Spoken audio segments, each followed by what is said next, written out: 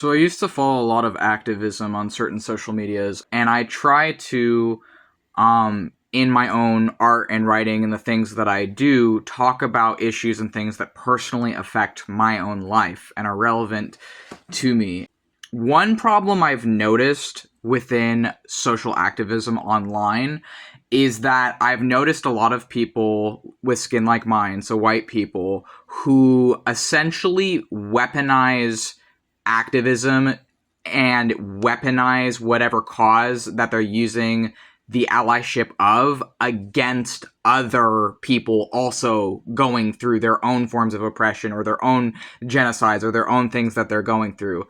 So, like, an example of this, right, is that I actually think there's a lot of harmful rhetoric that gets popularized in certain forms of online activism, where one example is someone might use what's happening in Palestine as an excuse to shut up a black person who is talking about a different genocide that they might be experiencing, whether that be the systemic genocide of black people in the USA, or whether that be the genocide of the Congolese happening in Congo right now, or the genocide happening in Sudan right now of the Sudanese. Someone might use their proximity to allyship of Palestine to get upset and to segregate and separate and use their popularity, their views, their numbers to start, to essentially send their fan base after a black person who is also dealing with their own shit. They're focusing their energy elsewhere. They're focusing maybe on genocides that personally impact them.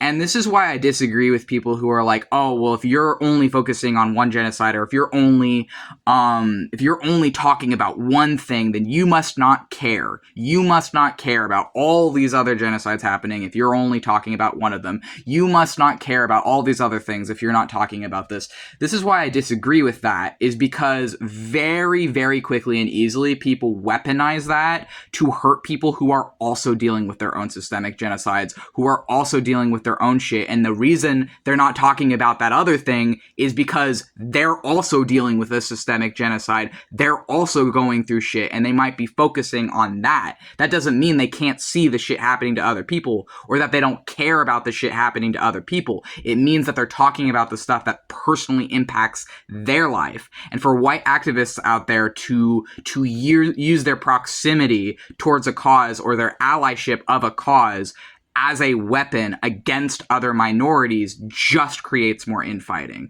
And of course, it's not only white people doing this, but I do think it is a product of white supremacy. I do think it is a product of white privilege, and I think that this is actually the biggest thing that is like, this is why, part of why I don't fucking call myself an ally.